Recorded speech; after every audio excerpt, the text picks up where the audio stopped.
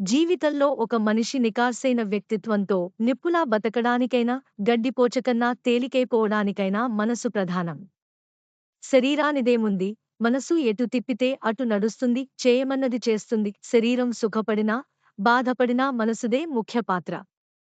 మనలో ఉండి మనల్ని తప్పుదారి పట్టించేది మనసే. తాడును పాముగా భ్రమింపజేస్తుంది, ఎండమావుల వెంట పరిగెత్తిస్తుంది.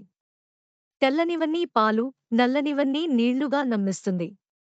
మంచిని చూడలేనంతగా, నిజాన్ని నమ్మలేనంతగా కళ్లకు పొరలు కమ్మిస్తుంది. మనసుగారడి అర్థం కాదు. ఒక్కోసారి నిజాన్ని నిలదీస్తుంది, అబద్ధాన్ని అలవోకగా నమ్మి అనుసరిస్తుంది.